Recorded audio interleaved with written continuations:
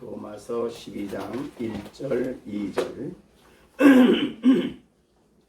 같이 읽겠습니다. 그러므로 형제들아 내가 하나님의 모든 자비하심으로 너희를 구원하노니 너희 몸을 하나님이 기뻐하시는 거룩한 산 제사로 드리라. 이는 너희가 드릴 영적 예배니라. 너희는 이 세대를 본받지 말고 오직 마음을 새롭게 함으로 변화를 받아 하나님의 선하시고 기뻐하시고 온전하신 뜻이 무엇인지 분별하도록 하라. 아멘. 1장부터 11장까지 교리적인 부분인데 굉장히 오랫동안 말씀을 여러분들이 공부하시느라고 또 말씀 듣느라고 힘들었을 것입니다. 그러나 우리가 교리적인 부분은 우리들에게 있어서 굉장히 중요한 부분이기 때문에 우리가 한번 듣고 그치지 말고 또 생각하고 또 묵상하고 또 읽을 때마다 우리가 그 말씀이 잘 우리에게 받아들여지도록 노력을 해야 되겠습니다. 우리가 로마서 12장까지를 대충 본다면 로마서 1장 1절부터 15절은 서론적인 부분이지요. 그래서 바울의 인사가 나오고 개인적인 여러 가지 진술이 나옵니다. 그 다음에 로마서 1장 16절부터 17절은 로마서의 주제지요. 그래서 복음에는 하나님의 의가 나타났다. 그래서 그 주제를 말씀하시고 로마서 1장 18절부터 11절까지는 그 주제에 대한 자세한 설명이 있었습니다. 그리고 이것이 이제 교리적인 부분이다. 그렇게 볼 수 있죠. 그래서 대개 1장부터 11장까지는 교리적인 부분이고 그 다음에 이제 12장부터 16장은 실천적인 부분입니다. 즉 우리가 이러한 교리를 가지고 있는 우리들이 그 교리를 어떻게 실천하며 그리스도인으로 살아갈 수 있느냐 하는 문제를 다루고 있는 것이 12장부터 16장까지입니다. 물론 우리가 실천적인 문제만을 다룬다고 해서 거기에 교리가 없느냐? 그렇지 않습니다. 바울 사도는 목회자였기 때문에 기회 있는 대로 어떤 실천적인 이야기를 할 때도 반드시 교리를 잠시 논하고 또 앞에 있던 그런 교리에 사용됐던 단어들을 자주 사용을 합니다. 그래서 12장부터 16장은 교리가 없는 단순한 교훈으로 말을 하는 그런 부분이 아니다라는 것을 여러분들이 이해를 하셔야 되겠습니다. 그럼에도 불구하고 크게 나눈다면 로마서는 1장부터 11장까지 이게 교리적인 부분이라 그렇게 대충 말하고 12장부터 16장은 그리스도인의 삶의 문제를 다룬다. 그래서 교리와 실천 이렇게 두 가지를 좀 나누어서 생각할 수가 있겠습니다. 우리는 교리만 배우는 데 멈춰서는 안 됩니다. 교리는 반드시 적용이 있어야 되는데 적용 부분이 바로 실천 부분이다.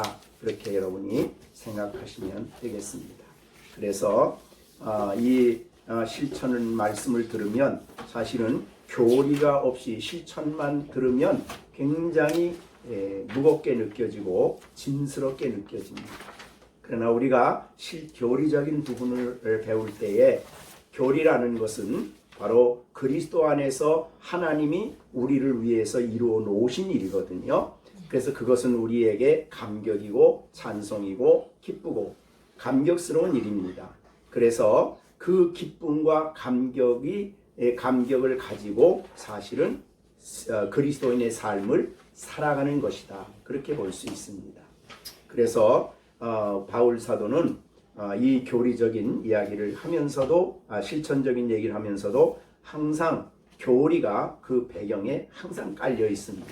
그거를 늘 우리가 주의 깊게 살피면서 교리를 인해서 기뻐할 수 있는 사람이 살아가는 삶이 그리스도인의 삶이다. 이렇게 볼 수가 있습니다.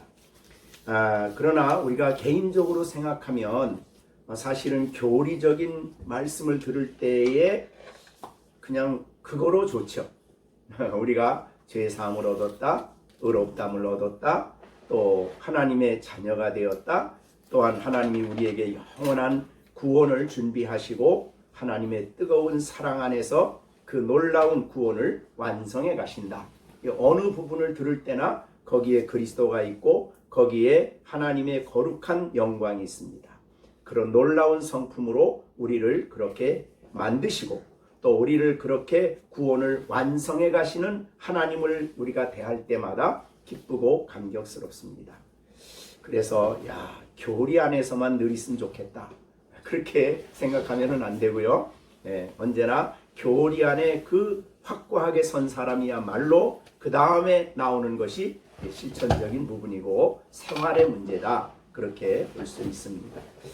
그래서 로마서 12장 대개 이제 1절, 2절은 그 서론적인 부분입니다. 그래서 1절, 2절은 12장부터 16까지 전체 내용의 서론적인 부분이다. 마치 로마서 1장부터 11장까지 할 때에 로마서 1장 16절부터 17절이 주제고 서론이듯이 요 로마서 12장 1절과 2절은 전체 내용의 주제이면서 중요한 주제를 다루고 있다, 그렇게 볼 수가 있습니다. 그래서 이것은 굉장히 중요한 부분이기 때문에 어느 것이 다 중요하지만 좀 더 자세하게 오늘은 1절을 중심으로 말씀을 드릴 거고 다음 주에 2절을 중심으로 말씀을 드리려고 합니다. 어떻든 로마서 12장 1절 2절은 그리스도인의 삶을 위한 대원칙이다 혹은 대전제다. 그래서 12장 1절과 2절이 되어 있는 사람의 삶이 그리스도인의 삶이다, 이렇게 볼 수 있을 정도로 그래서 1절과 2절은 그리스도인의 삶의 대원칙이다, 이렇게 볼 수가 있습니다. 그 다음에 이제 12장 3절로 21절은 그리스도인의 영적 생활, 뭐 교회 안에서도 낼 수가 있고 교회 어떻든 전반적인 그리스도인의 영적인 삶을 생활을 다루는 것이다. 그 중에서도 특별히 교회 안에서의 삶을 다루고 있습니다. 그 다음에 이제 로마서 13장은 그리스도인이 세상 나라에 살고 있거든요. 그래서 그리스도인이라고 해서 세상 나라와 완전히 구별되는 게 아니기 때문에, 떠나는 게 아니기 때문에, 그래서 기독교는 수도원으로 들어가질 않습니다. 수도원으로 들어가질 않고 세상 한가운데 살면서 그리스도인으로 어떻게 국가 생활을 해야 되느냐, 이게 이제 로마서 13장에 나오는 말이고, 이어서 그리스도인은 불신자들과 어떤 관계를 맺으며 어떻게 관계를 맺으며 살아가야 하느냐, 이게 이제 로마서 13장입니다.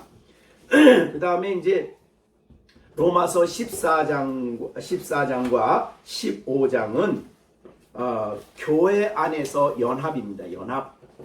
그 연합의 여러 가지 일어날 수 있는 문제들을 다루고 있는 것이 14장과 15장이고, 그 다음에 이제 16장은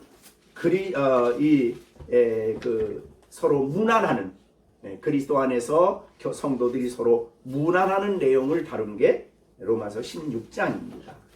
자, 그래서 12장부터 16장은 전체적으로 1절부터 2절은 대원칙이고, 그 원칙 하에서 이 12장은 그리스도인의 영적 삶, 그 다음에 13장은 국가 생활, 그 다음에 14장은 교회 생활, 그 다음에 16장은 서로 문안하는 그런 내용이 되겠습니다. 이제 크게 나누어서 그래요. 나중에 이제 우리가 볼 때는 좀 더 자세하게 보겠습니다.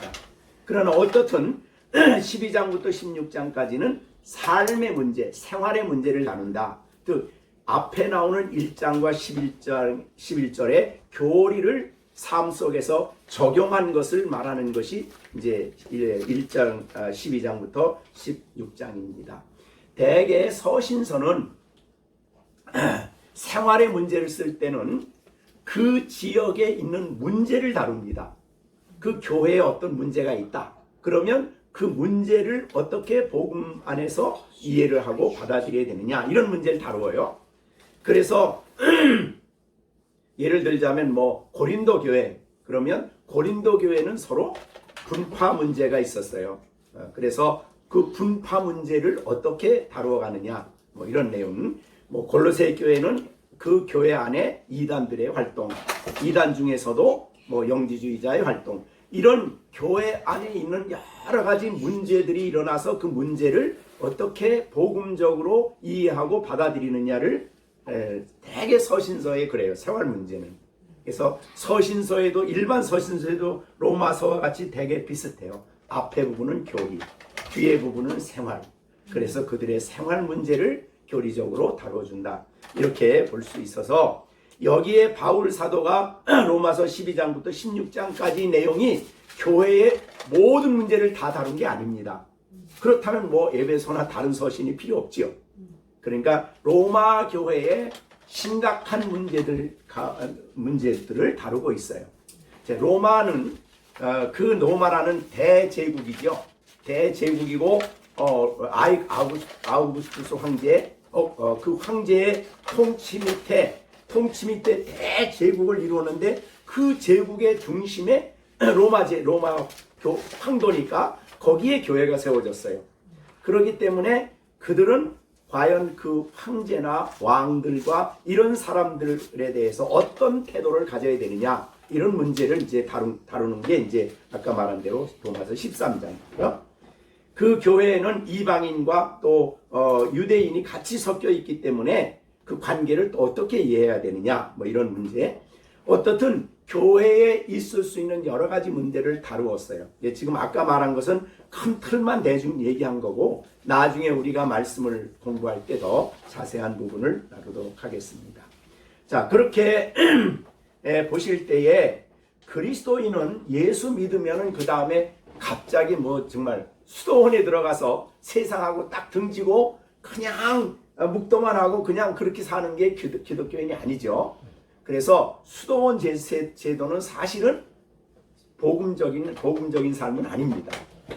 그래서 이제 우리가 이 성경을 보면 정말 이 세상을 그리스도인으로서 살아가는 여러 가지 중요한 복음의 빛 가운데서 살아가는 방법들을 우리에게 가르쳐 주시고 있다, 그렇게 보면 되겠습니다. 자, 그런 의미에서 오늘 12장 1절을 보겠습니다. 저기에 이제 우리가 앞에서 말씀할 때도 몇 번 얘기했지만, 그러므로 형제들아, 내가 하나님의 모든 자비하심으로 너희를 구원하노니 너의 몸을 하나님이 기뻐하는 거룩한 산제사로 드리라. 이제 여기에는 권면이 나오죠. 권면은 뭐냐 하면 너의 몸을 하나님이 기뻐하는 거룩한 산제사로 드려라. 이게 이제 권면이에요. 그러면 이게 이제 너희가 드릴 영적 예배인데, 하나님 거룩한 산제사로 드리는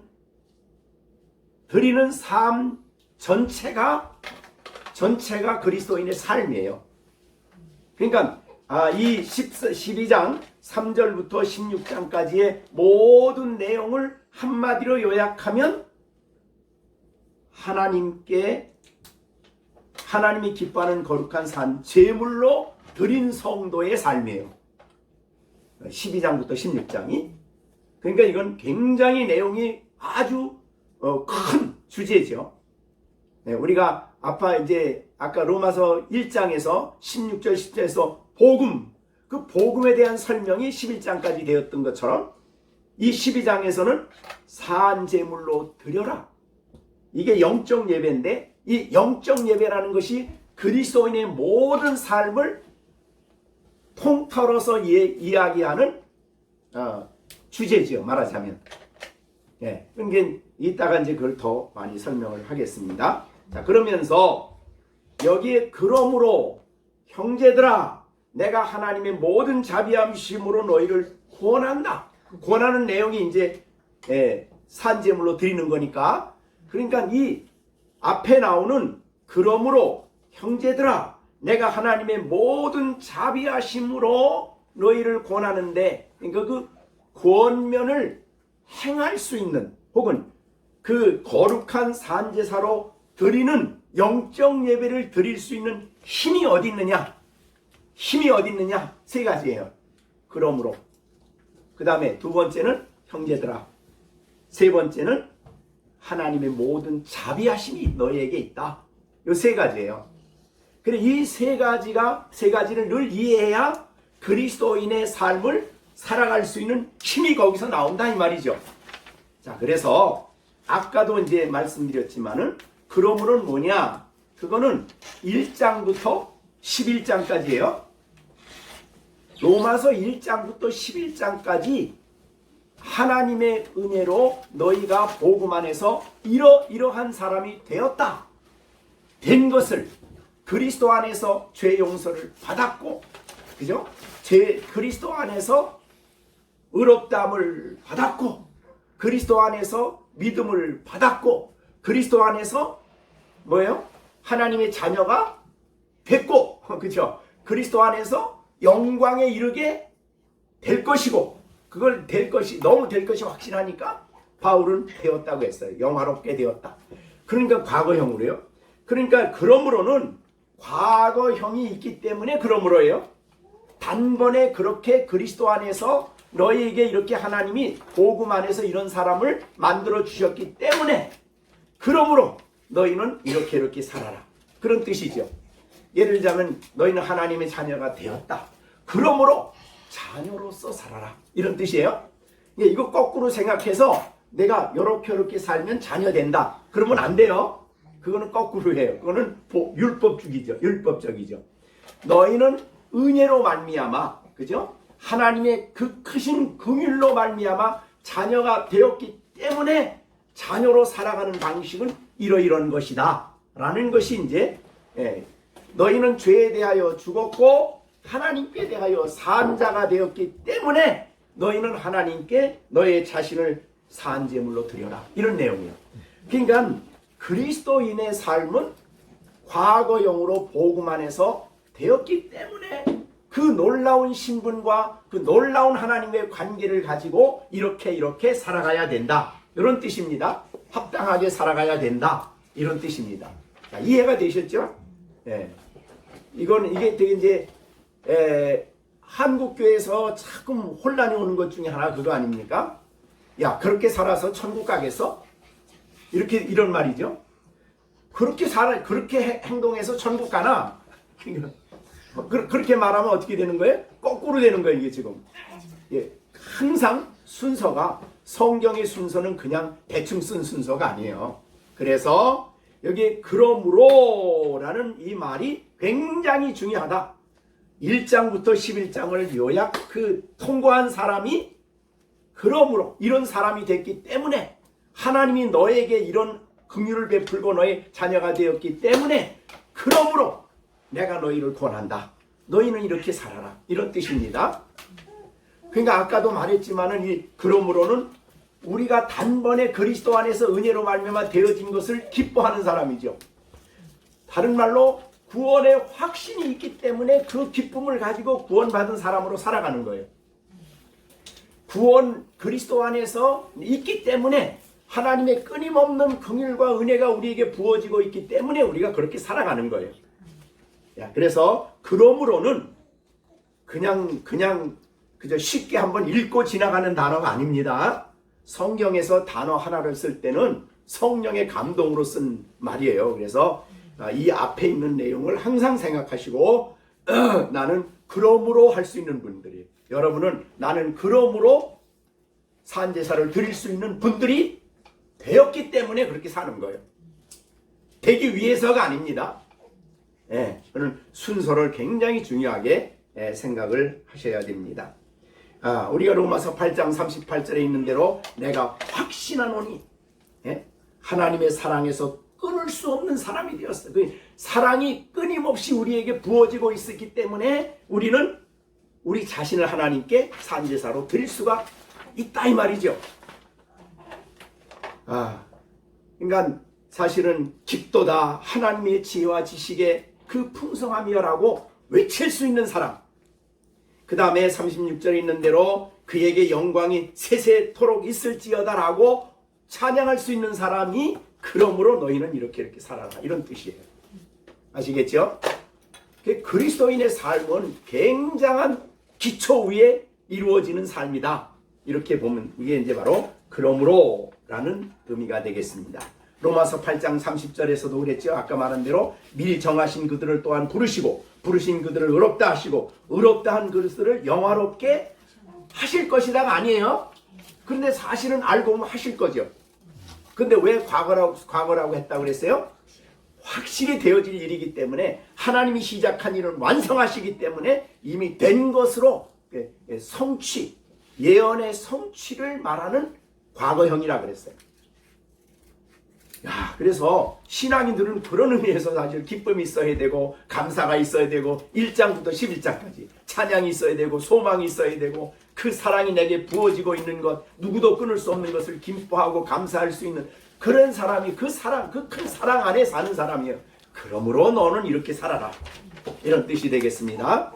그러니까 이걸 뒤집어서 내가 그렇게 살아야 천국 가고 그렇게 살아야 복을 받고 이러면 안 되죠.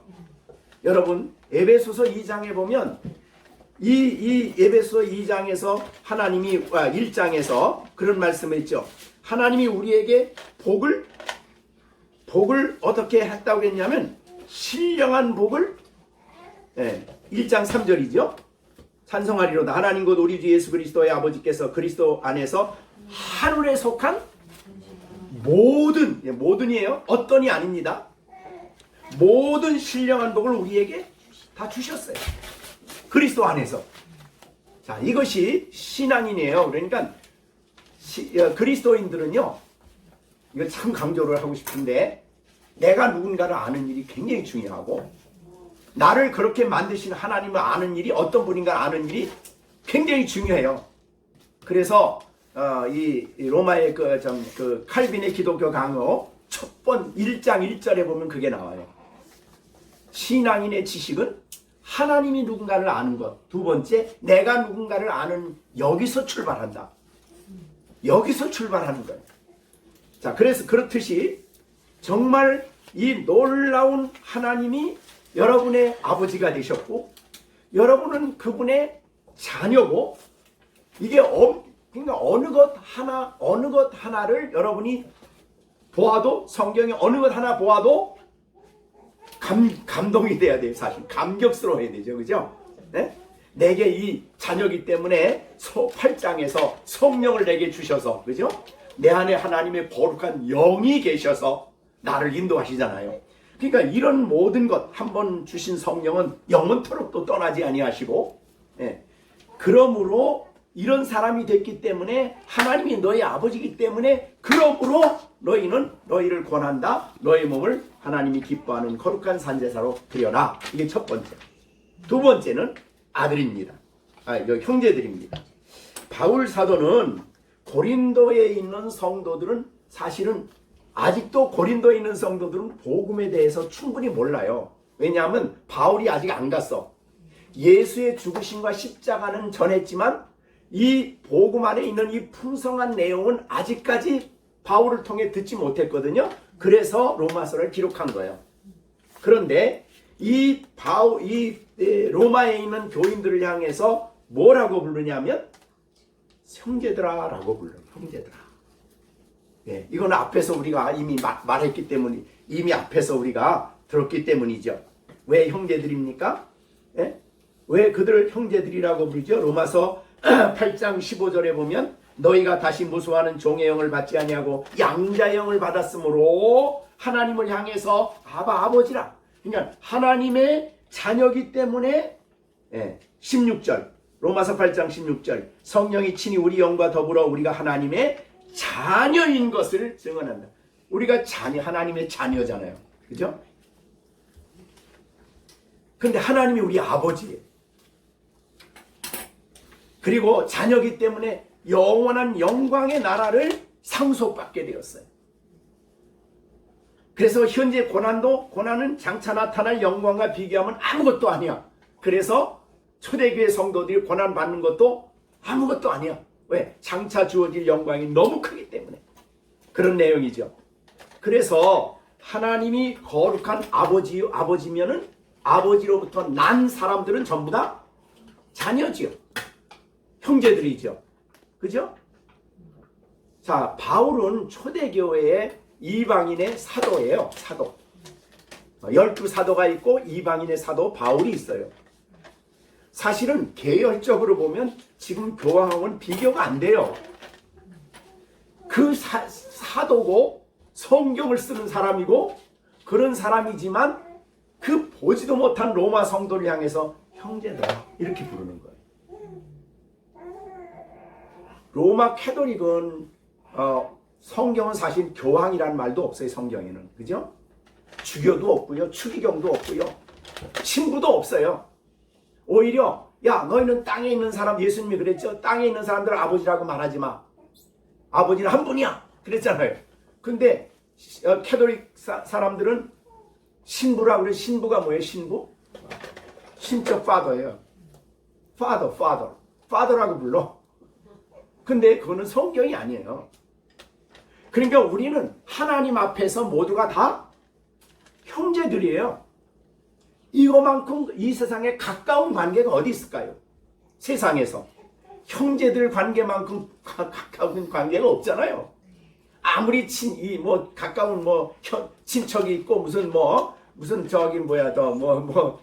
친구가 있어도 형제 같진 않잖아요. 왜? 한 아버지로부터 났기 때문에 그래요. 아버지가 한 분이에요. 그리고 그 보배로운 피로 거듭난 사람들이에요. 그러니까 엄청 소중한 분들이죠. 그래서 그런데 우리가 하나님의 자녀가 됐다고 하는 이 신분의 변화가 엄청난 변화죠. 그래서 우리는 사실은 진흙과 같아요. 욥기서 보면 그랬어요. 욥기서에 보면은 우리를 뭐라고 말하냐면요. 욥기 몇 장입니까? 욥기서에 보면은 욥이 욥기서에 그렇게 썼더라고요. 우리를 진흙, 흙덩어리. 네. 우리가 하나님 19절, 4장 19절. 하물며 4장 19절. 흙집에 살아. 이 몸을 뭐라고 표현했냐면 흙집이야, 흙집. 흙으로 만든 집이에요. 그래서 영혼 떠나면 그냥 흙으로 돌아가는 거예요. 흙집에 살며 그 다음에 티끌로 털을 삼고 하루살이 앞에서도 무너지는 인생이에요. 그러니까 이런 사람들인데 하나님이 우리를 얼마큼 높였냐면 하나님의 자녀의 신분까지 우리를 높이신 거예요. 근데 하나님이 우리를 자녀라고 부를 때는 그리스도 안에 있기 때문에 자녀예요. 다른 말로 그리스도가 자녀이듯이 하나님 볼 때는 우리는 그리스도 안에 자녀라 이 말이죠. 그리스도 안에 아들이에요. 그래서 성경은 우리를 하나님의 아들이라 라는 명칭을 부르고 있는 거예요. 그래서 여러분 우리 이제 자녀들이 있죠. 이 세상에 자녀만큼 소중한 사람이 없죠. 그리고 자녀를 위해서는 내가 할 수 있는 인생을 다 바치는 거예요. 인생을 다 주는 거야. 전부를 주는 거예요. 자녀를 위해서는.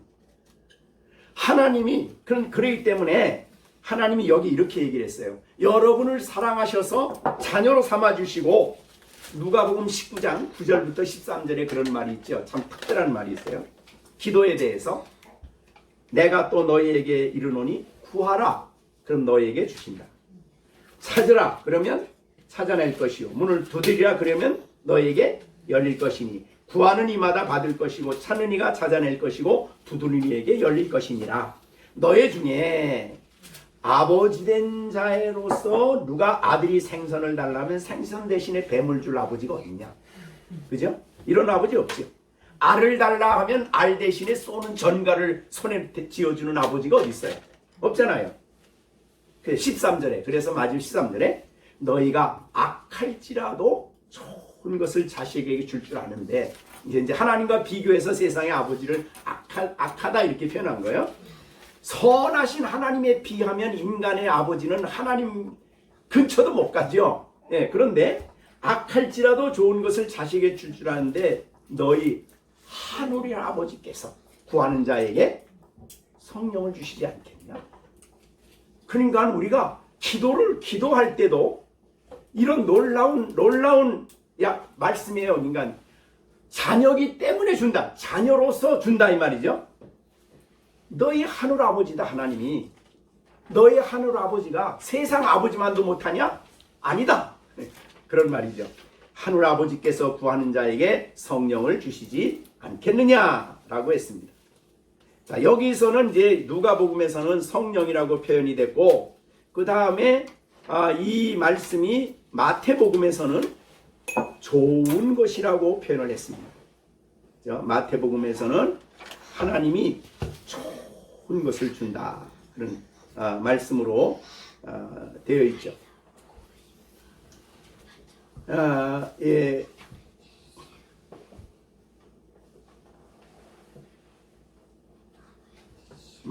마태복음 6, 7장입니다.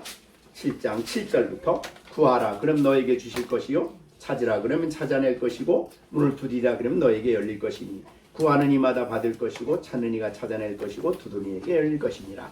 너희 중에 누가 아들이 떡을 달라 하면 돌을 주느냐 생선을 달라 하면 뱀을 줄 사람이 있겠느냐? 없다는 거죠.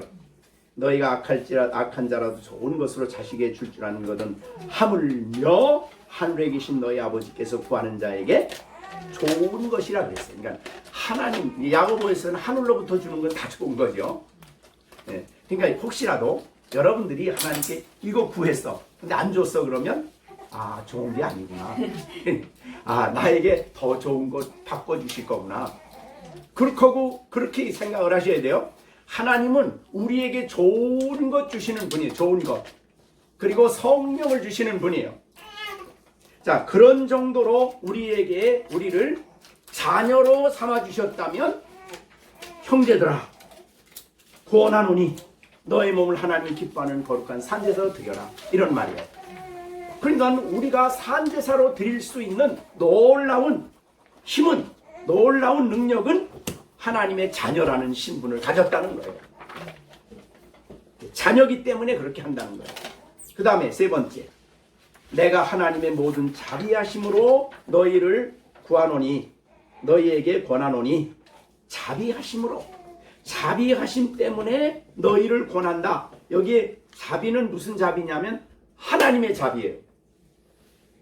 하나님의 자비는 뭐냐 하면 연약한 자, 불쌍한 자, 부족한 자에게 값없이 모든 것을 주시는 하나님의 사랑이 바로 자비예요. 자, 그러면 하나님은 모든 얘기 앞에서 그러므로는 무슨 말이냐면 이미 되어진 것을 감사하고 기뻐하라 그랬죠. 근데 여기에 모든 자비는 날마다 때마다 심하다. 너희에게 하나님이 자비를 나타내시는 분이라 이 말이죠. 이게 그런 뜻이에요. 모든 자비, 모든 경우에 어떠한 상황이든지 너에게 항상 날마다 살아가는 동안에 자비를 베푸시는 그 자비가 있기 때문에 그 자비를 받고 살아가는 너희는 그 자비하심을 생각하고 자비하심을 힘입어 내가 너희를 권한다. 그런 뜻이죠. 하나님은 우리에게 날마다 자비를 베푸셔요. 때마다. 그래서 이거는 여기 자비하심으로라고만 말하지 않고 모든이라는 말을 썼어요. 그 말은 복수예요. 모든 경우에 우리에게 자비를 베푸시는 분. 그거를 너희가 안다면, 그 자비가 너에게 주어지고 있다는 것을 알면 너희는 너의 몸을 하나님이 기뻐하는 거룩한 산제사로 드려라 라고 말씀하는 겁니다. 자, 우리를 불쌍히 여기셔요. 우리를 긍휼히 여기십니다. 우리가 넘어졌을 때 다시 긍휼히 여기시고 불쌍히 여기시고 다시 우리를 일으켜 주셔요. 네, 이런 놀라운 자비예요. 사실은 앞에 나오는 모든 복이 자비하심의 표현이에요. 네, 우리를 의롭다 하시고 성화도 그렇고 우리에게 긍휼을 베푸심도 그렇고 우리에게 끊임없이 사랑을 부어주심도 하나님의 자비의 표현이에요. 그러니 이런 자비가 너에게 있는 것을 내가 아는데 이 자비하심으로 너희를 권한다. 자비하심이 있기 때문에 너희가 이렇게 살아갈 것을 내가 권한다. 너의 몸으로 하나님이 기뻐하는 거룩한 산제사로 드려라. 할 수 있다. 왜? 자비가 있기 때문에. 그런 말이죠. 그래서 여기에 너의 몸을 하나님이 기뻐하는 거룩한 산제사로 산제물로 드리라는 말을 할 때에 세 가지 드릴 수 있는 그런 삶을 살 수 있는 힘은 첫째 그러므로, 두 번째 형제들, 세 번째는 하나님의 모든 자비하심이 있다. 그래서 내가 너희를 권한다 그랬어요. 자, 이 권한다라는 말을 사도가 쓸 때에 명령한다 이렇게 안 하고 권한다 그랬어요. 그건 무슨 말이냐면요, 하나님의 자녀된 백성에게 바울은 그들에게 이렇게 그들의 신앙을 주관하려고 하질 않아. 주관하면 명령을 해야 돼. 그러니까 이거는 주관하시는 분은 한 분이에요. 주님 한 분이에요. 그리고 나머지 우리는, 저도 여러분을 주관하면 안 돼. 신앙을 내가 주장하려고 하면 안 돼. 내가 명령하고 주장하는 거 안 되는 거예요. 이게 그는 권했어요. 권하는 거예요. 이게 옳다라고 권면을 한 거예요. 우리 각자는 하나님이 주인이시기 때문에, 성령이 우리 안에 계시기 때문에 그분이 명령하고 그분이 주시는 그분의 주권을 따라 살아요. 우리는. 그러니까 예수님 말씀한 대로, 야, 너희는 너희 가운데 누구도 선생이라 칭함을 받지 마라. 선생은 한 분이야. 누구든지 아버지라 칭함을 받지 마. 아버지는 한 분이야. 이런 내용이 뭐냐 하면, 이제 여러분이 가만히 생각해 보면 대개 이단이라고 생각하는 사람들은 그 이단을 만든 목회자나 아니면 만든 그 교주가 굉장히 강력한 지도력을 가지고 자기를 따르는 사람들을 주관합니다. 이렇게 해, 저렇게 해, 너 이거 해, 하다못해 결혼까지도 모아놓고 너 너희로 결혼해, 이렇게 주관을 해요. 주관. 이거는 성경의 가르침이 아닙니다. 누구도 내 믿음을 주관하면 안 돼. 오직 주관하실 분은 하나님이시고 우리는 권면은 받을 수 있어요. 권함은. 그러나 바울까지도 그래서 권하고 있는 거예요. 여러분, 앞으로 사실은 알고 보면 우리의 자녀들도 여러분이 주관자가 되려고 하면 힘들어. 네.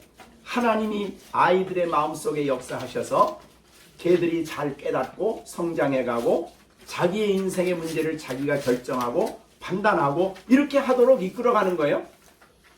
그래서 우리는 누구도, 우리 생명이 소중하기 때문에, 우리 영혼이 소중하기 때문에 누구도 우리를 주관하게, 우리를 내줘서는 안 된다 이 말이죠. 근데 지금 캐톨릭에서는 뭡니까? 파더, 그 다음에 교황의 명령이면 뭐 이건 누구나 다 따라야 돼. 그런 것은 옳지 않다. 그것은 성경의 가르침이 아니다. 이런 바울의 모습을 우리가 보면서 참 진정한 목회자의 모습을 우리가 오늘도 보게 됩니다. 오늘도 교회에서 목회자들은 주관자가 아닙니다. 성도들의 주관자가 아닙니다. 그래서 교회 일을 할 때도 서로 기도하면서 서로 자원해서, 그러니까 교회 일은 그래서 억지로 하는 게 아니에요. 이 권함을 받으면 하나님의 그 큰 사랑을 이해하기 때문에 모두가 서로 뭐를 하냐면 이 자신이 기도하는 가운데 그 은혜의 감동을 받아서 사실은 자원함으로 하는 거예요. 그죠? 하나님의 말씀 앞에서는, 말씀은 우리가 이제 명령으로 받지만 그 말씀을 다른 모든 문제는 우리가 이렇게 자원하는 마음을 가져야 돼요. 헌금도요. 야, 우리 교회 오늘 뭐 무슨 건축 헌금 하는데 얼마 해? 이거는 안 되는 거라 이 말이에요. 이거는 본인이 기도하면서 마음에 자원하는 마음이 생기는 대로 우리가 뭘 하든지 그렇게 자원하는 마음으로 하는 것이야말로 하나님이 기뻐하시는 일이죠. 그래서 9장 고린도후서 9장 7절 보세요. 9장 7절 각각 그 마음에 정한 대로 할 것이요 인색함으로는 억지로 하지 말지니 하나님은 즐겨내는 자를 사랑하시는. 그러니까 자기가 정해야 돼요. 자기가 기도하면서 자신이 정해야 돼요. 네. 이거를 갖다가 남이 정해주면 억지가 돼요. 그리고 인색함이 될 수 있어요. 네. 그러니까 이런 교회 일, 주님의 일은 언제나 자원이 그 마음속에 있어야 됩니다. 자원하는 마음으로. 목회의 부분까지도 사실은 베드로후서에 보면은 그런 말씀이 있습니다. 이런 말이 있어요. 베드로후서 5장 3절입니다. 5장 2절 읽어볼까요? 2절. 베드로 전서 5장 2절. 너희 중에 하나님의 양무리를 취대 억지로 하지 말라. 하나님의 뜻을 따라 자원함으로 하지 말라. 더러운 이득을 위해서 하지 말아라. 3절. 그 다음에 맡은 자들에게 주장하지 말어. 주장하지 말어. 그리고 어떻게 해요? 본이 되라. 본. 이게 교회 목회자들이고요. 여러분 이제 가정의 아이들의 목회자 아닙니까? 그죠? 아이들의 목회자이기 때문에 막 내가 주장하려고 하면 혈기를 내야 돼. 막 얼굴을 붉히고 막 이래야 돼요. 그런데 본이 되라. 주장이 아니라 본으로 가르쳐라. 본으로. 이게 성경의 가르침이에요. 그렇듯이 그래서 바울은 너희를 구원한다. 사도지만 내가 너희를 구원한다 라는 표현을 쓴 것입니다. 이 권면은 그러므로 형제들아 모든 자비하심이 있기 때문에 이 권면은 너희가 능히 행할 수 있다. 이런 말이 되겠습니다. 자, 그러면 권면의 내용은 뭐냐? 권면의 내용이에요. 자, 권면의 내용은 여기 오늘 본문에 있는 대로 너희 몸을 하나님이 기뻐하시는 거룩한 산 제사로 드려라 라는 말을 했는데, 여기에 너의 몸을 드려라 그랬을 때 우리의 이 껍데기 몸만 말하는 게 아니에요. 성경에서는 우리 전인 우리의 몸, 생각, 감정, 의지, 전인을 말해요. 전인적인 헌신이에요. 그래서 너의 몸을 하나님이 기뻐하시는 거룩한 산제사로 드려라. 산제사, 살아있는 제사. 여기 제사는요, 구약에서 사용된 단어거든요. 근데 구약의 제사, 번제라는 제사를 드릴 때는 어떻게 하냐면 반드시 동물은 죽어야 됩니다. 그죠? 구약의 동물 제사는 반드시 죽어야 돼요. 그런데 사람이 하나님께 제물로 드려질 때는 죽으면 안 돼요. 그래서 산제사예요. 어떻게 그걸 알 수 있냐면 여러분 이미 로마서 6장에서 11절에서 이미 말씀을 했어요. 자, 11절 우리가 보면은 이와 같이 너희도 너희 자신을 죄에 대하여는 그리스도 안에서 죽었죠. 관계가 단절됐죠. 그 다음에 그리스도 예수 안에서 하나님께 대하여 그렇죠. 살아있는 성도, 생명이 있다 이 말이죠. 그 안에 살아있는 성도이기 때문에 산제사를 드리는 거예요. 생명 있는 산제사. 네. 그러니까 여기에 그 하나님께 드리는 제물은 산제물이다. 산제물이다. 그러니까 제물이란 말은 하나님께 드린다는 뜻이거든요. 그러니까 살아있는 나의 전체를 하나님께 드린다라는 말이에요. 굉장히, 그러니까 오늘 이게 굉장히 중요해요. 그리스도인의 삶에 이게 없으면 나머지 삶은 온전한 헌신이 못 돼요. 그리고 온전한 성도의 삶이 못 돼요. 그러니까 하나님은 먼저 무슨 헌금을 받거나 무슨 헌신을 받거나 이걸 받기 전에 우리 자신을 먼저 원해요. 나 자신을 먼저 받기를 원해요. 그게 이런 뜻이에요.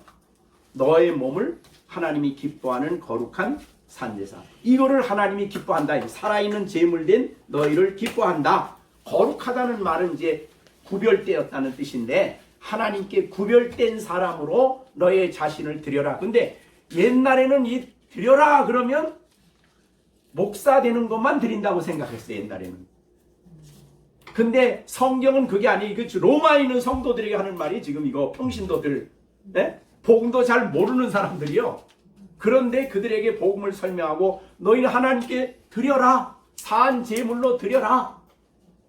이것이 되어져야 그 다음에 이제 생활이 나오는 거예요. 생활이. 이거 없이 생활하려면 잘못되는 거죠. 자, 그런데 여러분이 사한 제사로 드려라 라는 말을 할 때에 어디서 나온 말이죠? 6장에서 나왔어. 로마서 6장에. 자, 6장 아까 11절을 이제 죽었다는 얘기를 했고, 그 다음에 이제 12절에서 그게 나왔죠? 12절, 13절에서. 그러므로 너희는 죄가 너희 몸을 지배하지 못하게 해. 몸의 사욕을 순종치 말고, 또한 너의 지체를 불의의 병기로 죄에게 내주지 말어. 그 다음 나오는 오직 너의 자신을 죽은 자 가운데서 다시 살아난 자 같이, 요거는 예수님이 아니라 그랬어요. 우리가 그렇게 됐다. 우리가 예수 안에서 죄에 대하여 죽고 하나님께 살았다. 여기 이제 11절에 대한 설명이거든요. 11절. 그러니까 우리는 살아난 자요. 생명 있는 자요. 예? 그래서 예수 그리스도가 하나님께 대해서 산 자, 생명 있는 자, 하나님이 새 생명을 주셨어요. 그래서 산자 같이란 표현을 썼는데 산자로서 이 말이 더 이해하기 쉬워요. 산자로서 산자같이 그렇게 하나님께 드린다. 여기 드린다가 나와요. 이게 바로 드린답니다. 그러니까 이거는 어떤 뭐 선교사가 되라, 뭐 목사가 되라 이런 뜻이 아니에요. 모든 성도들은 자신을 하나님께 온전히 드린 사람으로 살아가는 거예요. 일상적인 삶이 그래요. 그리고 너의 지체를 의의 병기로 의의 무기로 하나님께 드려라. 자, 아침에 일어나서 여러분들이 경건의 시간을 해요. 그러면은 내 생각을 의의 도구로 하나님께 드리는 시간이죠, 그게. 그죠? 그러니까 내 생각, 여기 이제 지체는 생각 다요. 지체, 생각, 뭐 감정, 우리가 찬송을 막 감격스럽게 불렀어 하나님께. 그럼 우리의 감정이 드려지고 쓰여지고 그 다음에 우리의 손이 쓰여지고 모든 게 쓰여지는 거예요. 그래서 무기로 하나님께 드려라. 어떻든 간에 그 드리기 전에 먼저 중요한 것은 너의 자신이. 그래서 이건 아까 몸이라고 저기선 표현했지만 우리 전체를 하나님께 드리는 거죠. 자, 하나님께 드리는 건 모든 그리스도인이 해야 할 일이죠. 그죠?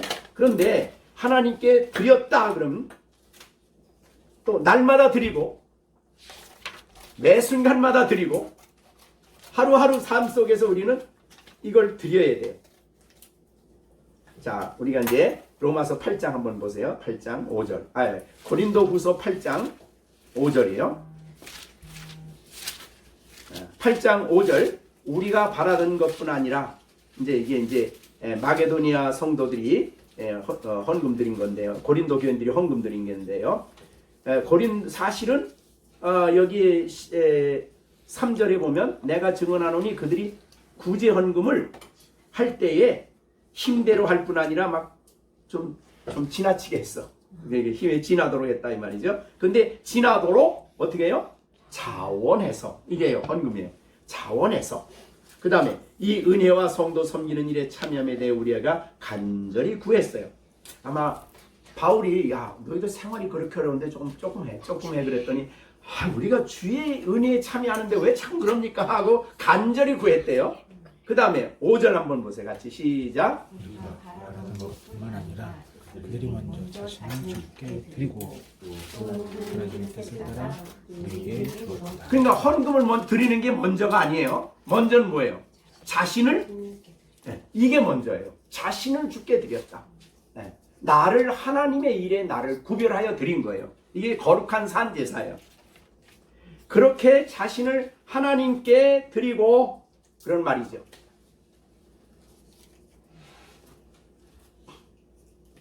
이거는 어쩌다가 이제 나 예수 처음 믿을 때 하는 것만 한 번 하면 끝이 아니에요.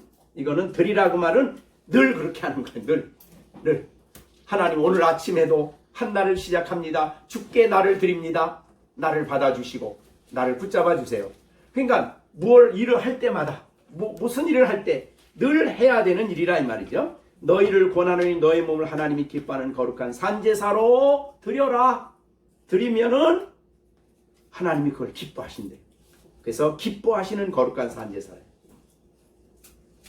그러니까 우리가 이건 늘상 또 날마다 우리가 우리가 의도적으로 늘 해야 하는 일이에요.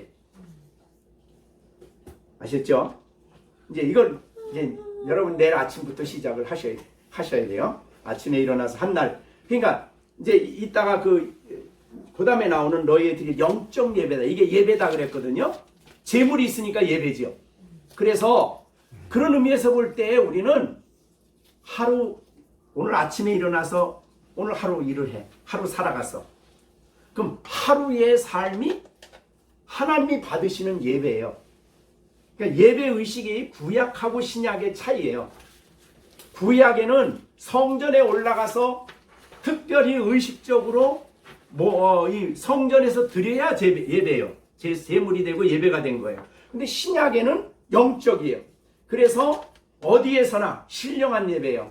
어디에서나 내 마음을, 신령이란 말은 내 마음, 내 영혼을 다해서 그 일을 하면은 그게 오늘 하루 내가 하나님께 제물된 거예요. 제사예요. 또 그러니까 하루 지나고 난 다음에 내 하루의 삶을 하나님이 제물로 제사로 받으신 거예요. 내 삶을 내가 받았다 이런 뜻이에요. 이게 영적 예배예요. 영적 예배. 그래서 영적 예배라는 것은 영적이란 말을 외적이고 형식적인 것과 대조되는 거예요. 자, 우리가 형식적으로 어떠한 장소에 모여서 같이 예배를 드리는 그런 거와 달라 이거는. 이거는 영적인 예배예요. 날마다 나의 삶 속에 내 마음을 다해서 그분에게 드려서 하루하루 살아가는 삶이에요. 자, 그런 삶이 바로 그리스도인의 삶이라 이 말이죠.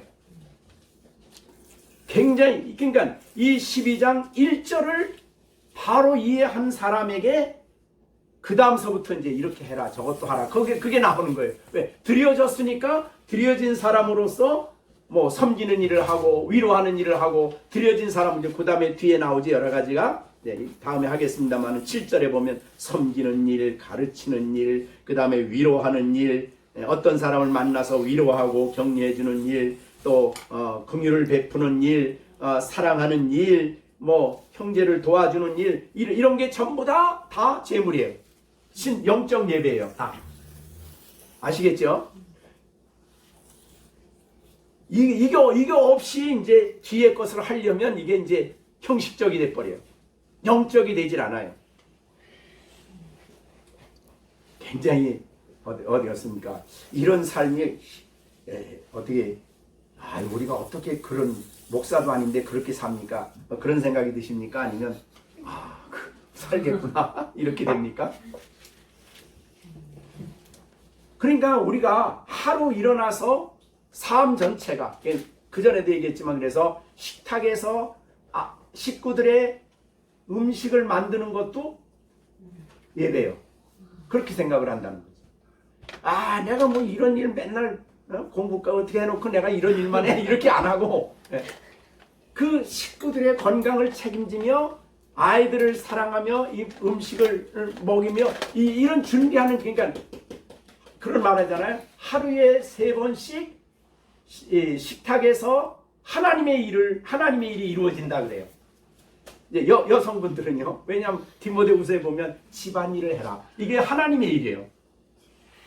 그러니까 우리가 어떤 일은 이제 우리 신약 시대는 어떤 일은 세상 일이고 어떤 일은 세상 일이 아닌 건 무엇으로 판단이 나냐 하면 이 재물 드림이 없이 그냥 내 욕심껏 행하면 좋은 일을 하더라도 그게 세상 일이에요.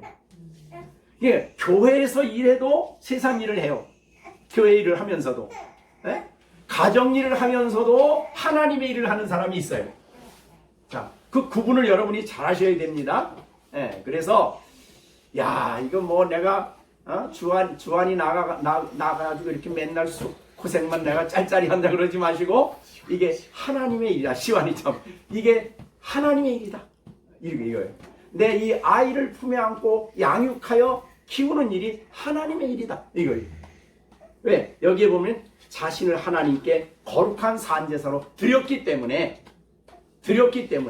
그런 말이죠.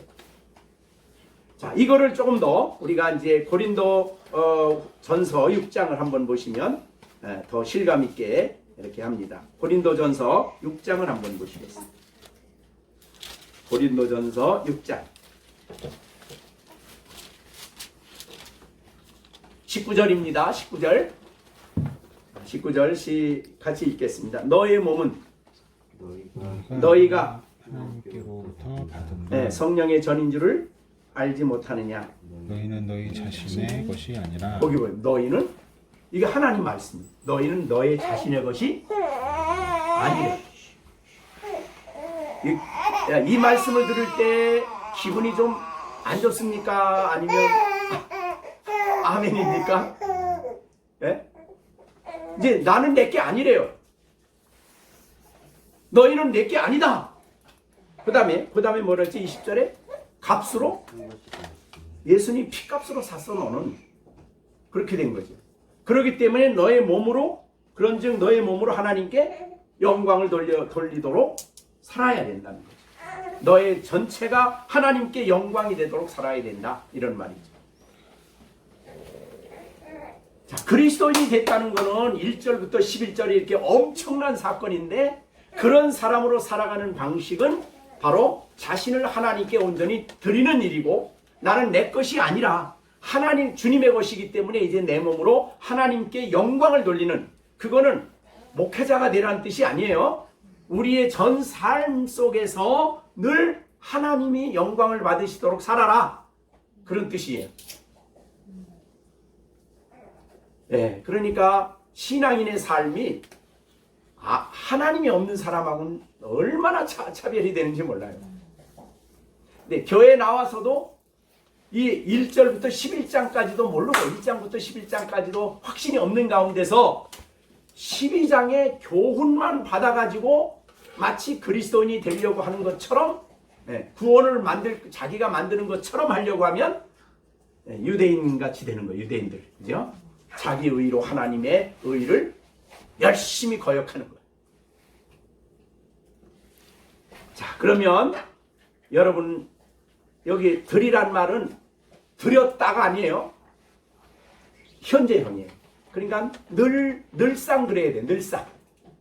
그러니까 정말 하루를 시작하면서 하나님께 오늘 드렸습니다. 나를 받아주시고 나를 써주십시오. 하나님께 나를 온전히 드렸습니다. 하나님 내 아버지십니다. 필요한 것들 내게 주시고 있어야 할 지혜를 내게 주시고 내가 오늘도 하나님께 제물된 자로서 살아가게 하나님 역사해 주십시오. 이게 이제 우리 중요한 기도가 되어야 됩니다. 엄청 대단하죠. 12절 말씀이 엄청난 일입니다. 여러분의 삶 전체를 근본적으로 바꾸는 삶입니다. 그러니까 교회 신앙생활이 그저 교회 주일날 한번 나와 예배 드리고 끝나는 삶이 신앙생활이라고 생각하면 이거는 엄청나게 잘못된 거예요. 삶 전체가 제물되는 삶이고 삶 전체가 제사되는 하나님께 드려지는 삶이고 전체를 하나님 보실 때마다 내가 오늘 너를 기쁘게 받았다 이렇게 되는 거죠.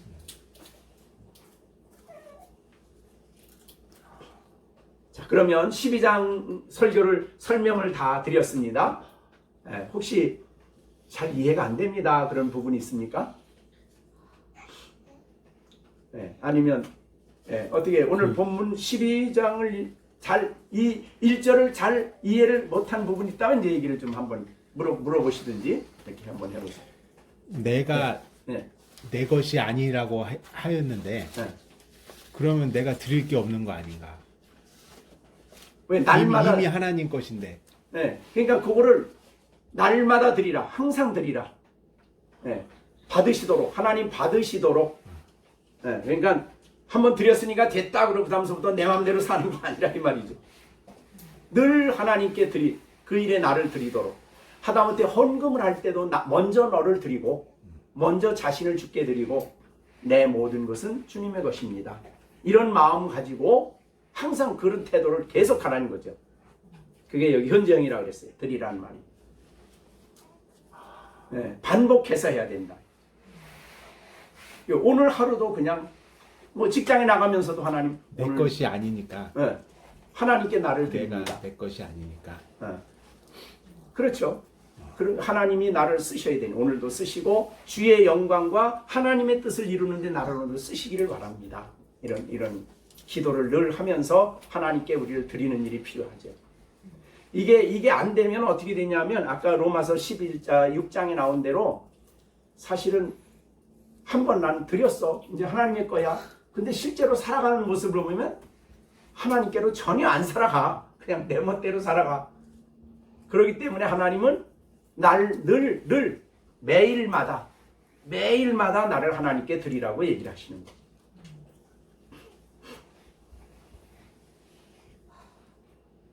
근데 그렇게 살아갈 수 있도록 하나님이 우리를 자녀 삼아 주셨고 1장부터 11장에 그런 엄청난 위치에 우리를 두셨고 그 다음에 모든 자비하심을 우리에게 풍성히 부어주신다.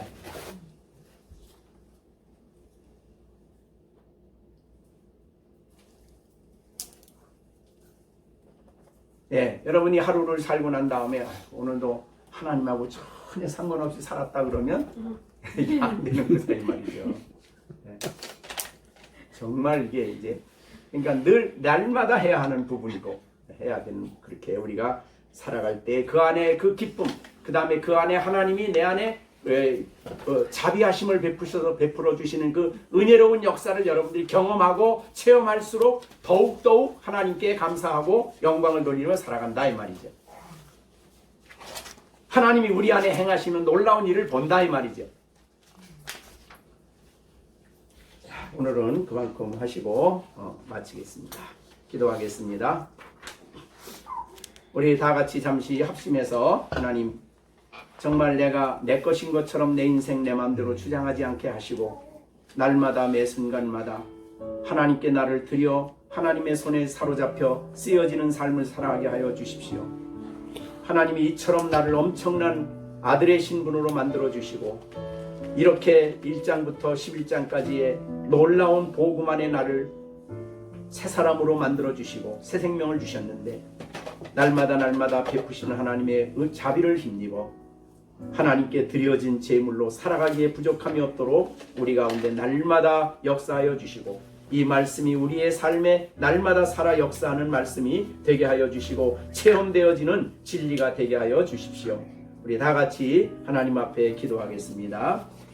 은혜로우신 아버지 하나님, 오늘도 귀한 말씀으로 우리에게 허락하시고 이 말씀을 듣게 하심을 감사드립니다.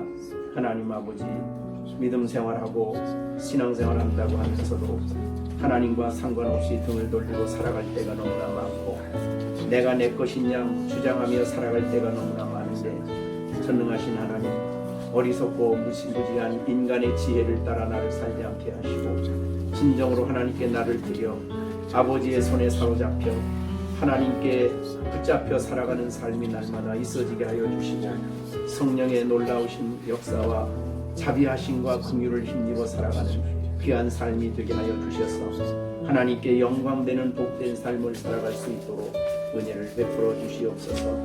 전능하신 주님께 온전히 맡기옵고 예수님의 이름으로 기도하옵나이다.